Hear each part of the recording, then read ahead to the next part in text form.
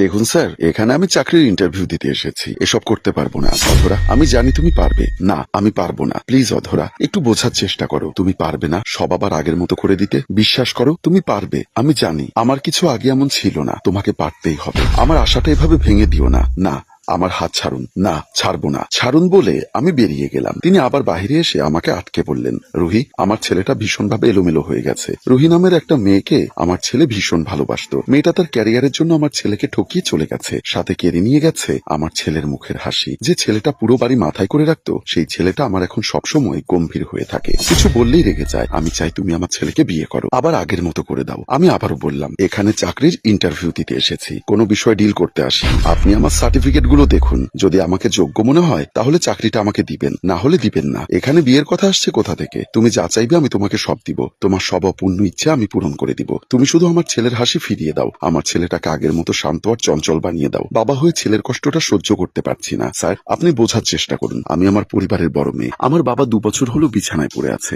আমার আম্মু হার্টের রোগী। আমার একটা 12 বছরের ভাই আছে। আমি তাদের সুখের জন্য, তারা একটু ভালো থাকবে বলে চাকরির জন্য গ্রাম থেকে শহরে এসেছি। নিজের জীবন সুন্দর করার জন্য আসিনি। তোমার বাবা মায়ের দায়িত্ব আমি নিব, কথা দিলাম। তোমার বাবাকে ভালো চিকিৎসা আমি করাবো। শহরের সব থেকে বড় হসপিটালে তোমার বাবার চিকিৎসা সেবা দেওয়া হবে। তোমার আম্মুকে ভালো রাখার জন্য যা যা করা লাগে আমি করব। তোমার বোনের পড়ালেখার দায়িত্ব আমি নিব। তবু তুমি আমার ছেলেকে বিয়ে করো মা। এই স্বার্থপর দুনিয়ায় স্বার্থ ছাড়া কেউ এক পাও হাঁটে না স্যার। আমি আমাদের গ্রামে অনেক বিয়ে দেখেছি, যারা বলেছে বিয়ের পরে তারা মেয়েকে পড়াশোনা করাবে, চাকরি করতে দিবে। বিয়ে করে নিয়ে যাওয়ার সময় কি ভালো ব্যবহার, বিয়েটা যখন হয়ে যায় তখন সবার আসল রূপ বেরিয়ে আসে। মেয়ে মানুষ বিয়ে হয়ে গেছে, এখন কিসের পড়াশোনা করা লাগবে? জামাই থাকতে কেন চাকরি করা লাগবে? মেয়েরা ঘরের কাজ করবে, মেয়েদের শুধু রান্নাঘরেই মানায়। এসব কথা শুনতে হয়। দেখো মা, সবাই এক না। এটা তোমার গ্রাম না, এটা শহর। এখানে যেমন ভালো আছে ঠিক তেমনি খারাপ আছে। তুমি আমাকে ভরসা করে দেখতে পারো, নিরাশ হবে না। সরি স্যার, আমি আমার পরিবারের পাশে দাঁড়াতে চাই। তাদের খারাপ সময়ে তাদের পাশে থাকতে চাই। আমি এতটা স্বার্থপর হতে পারি না স্যার।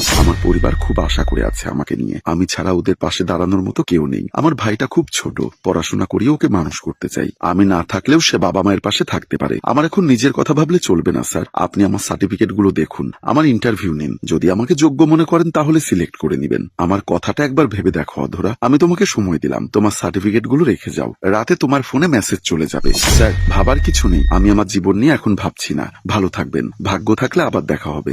আসি, আল্লাহ হাফেজ বলেই অধরা বেরিয়ে গেল। অধরা চলে যাবার পরে আশরাফ চৌধুরী একটা দীর্ঘশ্বাস ছাড়লেন। তোমাকে রাজি হতেই হবে অধরা মা। আমার ছেলের সুখের জন্য যদি একটু স্বার্থপর হতে হয় তাহলে আমি তাই হব। তবু তোমাকে আমি ছেলের বউ বানিয়ে নিয়ে আসবো। অধরা দ্রুত অফিস থেকে বেরিয়ে পড়ার জন্য জোরে জোরে হাঁটছিল।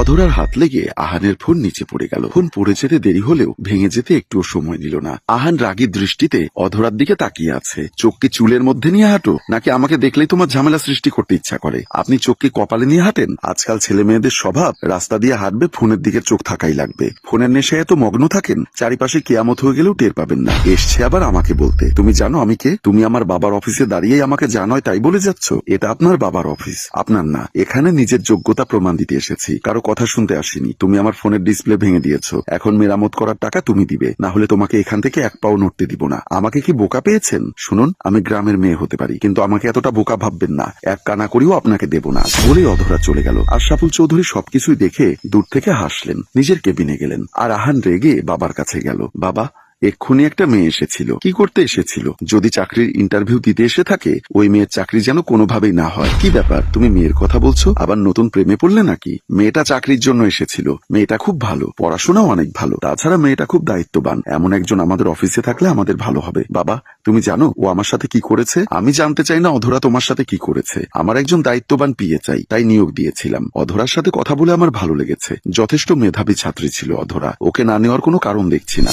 নিজের ছেলের থেকে ওই মেয়ে তোমার কাছে আগে হয়ে গেল। তুমি নিজের ছেলে হয়ে আমাকে কোন কাজে সহযোগিতা করেছো বলো তো? তোমার বড় ভাই তার ব্যবসা নিয়ে ব্যস্ত থাকে, তুমি সারাদিন নিজের মতো থাকো। একটাবার ভেবে দেখেছো তোমার বাবার বয়স হয়েছে, এই বয়সে এত কাজ করতে কষ্ট হয় কিনা? একটাবার কোনোদিন জানতে চেয়েছো আহান? হঠাৎ করে আজ কি মনে করে অফিসে আসলে? এখন এসেই বলছো অধরাকে নেওয়া যাবে না। আমি কাকে নিবো আর নিবো না এখন সেটা তুমি ঠিক করে দিবে। আহান রেগে গটগট করে বেরিয়ে যায় তার বাবার অফিস থেকে। বর্ষাকাল চলছে, বাইরে প্রচুর বৃষ্টি হচ্ছে, যার কারণে গাড়ি পাওয়া মুশকিল হয়ে গেছে। অধরা গাড়ির জন্য অফিসের গেটের সামনে দাঁড়িয়ে আছে। আশরাফুল চৌধুরী অফিসের কাজ শেষ করে বাসার উদ্দেশ্যে রওনা দিল। এদিকে আহান রাগে গজগজ করতে করতে বাহিরের দিকে এসেছিল। অধরাকে দেখে রাগ পুরো মাথায় চড়ে গেল। অধরাকে ধাক্কা দিয়ে ফেলে দিতে যাবে, তখনই অধরা পেছনে কারো উপস্থিতি পেয়ে সরে দাঁড়ালো। আহান টুস করে নিচে পড়ে গেল। অধরা হাসবে নাকি কাঁদবে বুঝতে পারছিল না। দেখলেন তো, অন্যের জন্য কুয়া খুঁড়তে গেছিলেন না, সেই কুয়োয় নিজেই পড়ে মরতে হয়। কিন্তু অসভ্য মেয়ে একটা, তোমাকে আমি ছাড়বো না, তোমাকে আমি দেখে নিব। এই অফিসে কাজ করবে না তুমি, দেখো তোমার কি অবস্থা আমি করি। আমি অধরা, আমাকে শাস্তি দিতে এসে আপনি আবার নিজেই না শিক্ষা পেয়ে যান। একটু ভাব নিয়ে হাত বাড়িয়ে দিয়ে বলল, আমি অধরা, দুঃসময়ে সবার পাশে থাকতে পছন্দ করি। উঠে আসুন, আমার এখনো এতটা খারাপ সময় আসেনি তোমার মতো পেতনির হাত ধরে উঠতে হবে। আমি পেতনি হলে আপনি কোন লাট সাহেব এসে গেছেন? আপনার থেকে আমার দেব যথেষ্ট সুন্দর, চার পাওয়ালা দেব, আমার আপনার থেকে ভালো বোঝে। আমি খেতে দিলে সবসময় আমার পিছু ঘুরে। আহান ভ্রুকুচকে তাকালো অধরার দিকে। এই চার পাওয়ালা দেবটা কে আবার? চার পাওয়ালা দেবটা হচ্ছে আমাদের এলাকার হৃষ্টপুষ্ট কুত্তা, সবাই তাকে ভালোবেসে দেব বলে ডাকে। তুমি আমাকে কুত্তার সাথে তুলনা করছো? তুমি জানো না মানুষ সৃষ্টির সেরা জীব, আর তুমি মানুষের সাথে কুত্তার তুলনা করছো? কুকুর একটা হারাম প্রাণী। এই যে চার পাওয়ালা দেব মানুষ সৃষ্টির সেরা জীব, তাহলে আপনি আমাকে ভূতের সাথে তুলনা করলেন কেন? ভূত কারা হয়? যারা নিজের জীবন নিজে দিয়ে দেয়। আপনার মনে হয় আমি এসব পাপ কাজ করবো? আহান কোনো কথা বলছে না। চার পাওয়ালা দেব, আমি যদি আপনাকে জন্মের শিক্ষা না দিয়েছি তাহলে আমার নামও অধরা না। তুমি এখনো বাসায় যাওনি? বলল আশরাফুল চৌধুরী। বৃষ্টির জন্য গাড়ি পাচ্ছি না স্যার, একটা গাড়ি পেলেই চলে যাব। কিছু মনে না করলে আমি তোমাকে পৌঁছে দিতে পারি। আমাকে বলো তুমি কোথায় থাকো। ধন্যবাদ স্যার, লাগবে না, আমি চলে যেতে পারবো। বাবা, আমি বুঝি না বাহিরের মানুষের জন্য তোমার এত দরদ কিসের? বাসায় যাবো চলো, আমার গাড়িটা খারাপ হয়ে গেছে। আহানকে দেখে অধরা তেড়ে যায়। তখনই খেয়াল হলো আশরাফুল চৌধুরী দাঁড়িয়ে আছে। ওনার সামনে একদম বাজে মেয়ে হওয়া যাবে না, একদম লক্ষ্মী মেয়ে হয়ে থাকতে হবে। এই ছেলের সাথে যুদ্ধ করার থেকে চাকরিটা আগে দরকার অধরার কাছে। আহান, আমরা যদি অধরাকে ওর বাসা পর্যন্ত পৌঁছে দিয়ে আসি তোমার কি খুব বেশি সমস্যা হবে? বলল আশরাফুল চৌধুরী। অধরা আর আহান দুজন মিলে বলল, অসম্ভব স্যার, দরকার পড়লে আমি কাক ভেজা হয়ে পায়ে হেঁটে বাড়ি যাব, তবু এই চার পাওয়ালা দেবের সাথে যাব না। বাবা, আমি রিক্সা করে যাব, তবু এই পেতনির সাথে যাব না। আর এখানে আমাদের দুষ্টু মিষ্টি একটি প্রেমের কাহিনীর প্রথম পর্ব শেষ হলো। সম্মানিত ভিউয়ার্স, দ্বিতীয় পর্ব দেখতে চাইলে অবশ্যই এই গল্পটি শেয়ার করে আমাদের কমেন্ট বক্সে জানাবেন। গল্পটির ভাবনা ও পরিচালনায় অভি, ক্যামেরায় রানা বৈরাগী এবং প্রযোজনায় মঞ্জুর মোর্শেদ। ধন্যবাদ।